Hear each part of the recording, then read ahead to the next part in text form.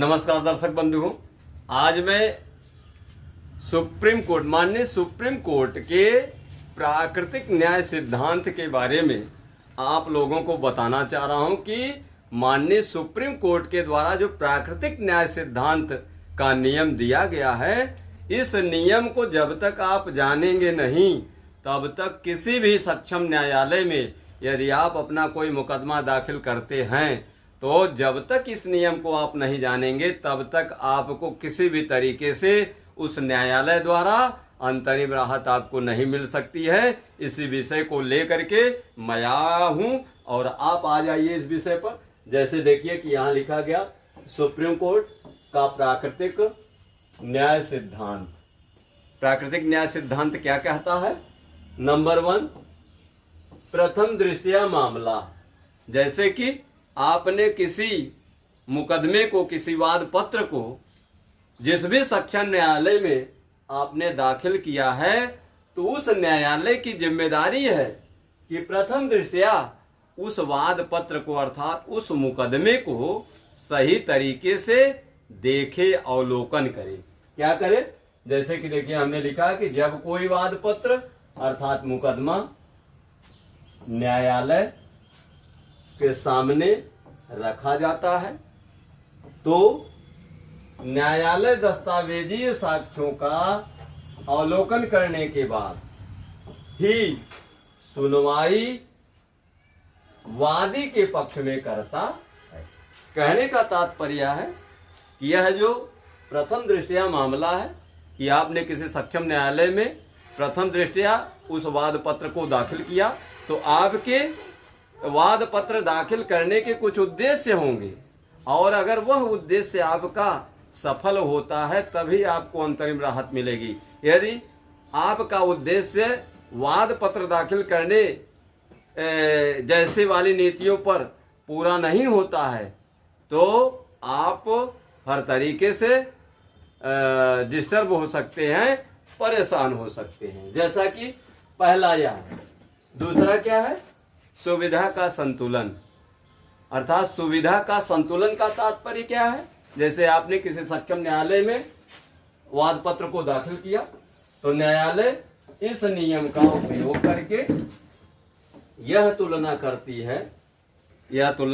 है कि अगर वादी को अस्थायी अंतरिम राहत नहीं दी जाती है तो कितना नुकसान होगा अथवा प्रतिवादी को कितनी असुविधा होगी।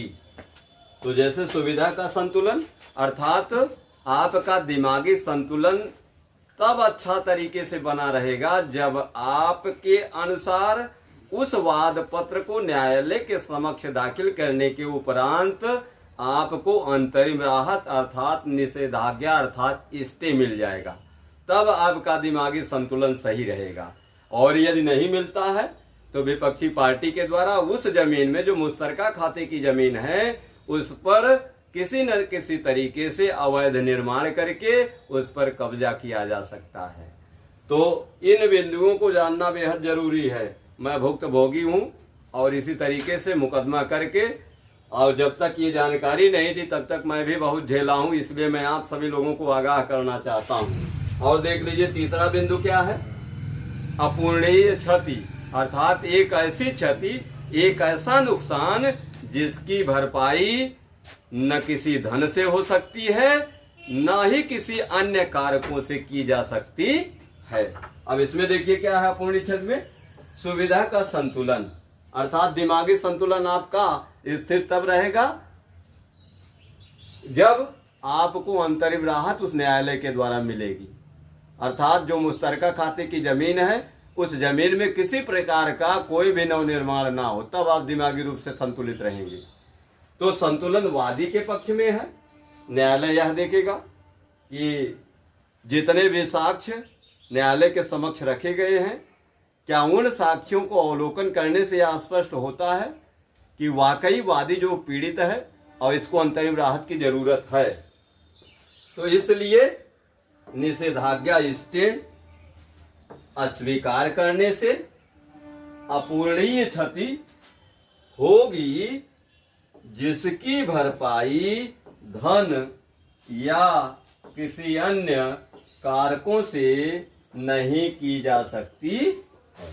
तो कहने का तात्पर्य है कि उपरोक्त ये जो 3 नियम माननीय सर्वोच्च न्यायालय ने यह दिया है, इन बिंदुओं को जानना बेहद जरूरी है, तभी आप अपने उस मुकदमे में अंतरिम राहत ले करके और हर तरीके से दिमागी रूप से आप संतुलित हो सकते हैं और किसी भी तरीके से जो आपका धन है वह नुकसान नहीं हो सकता है।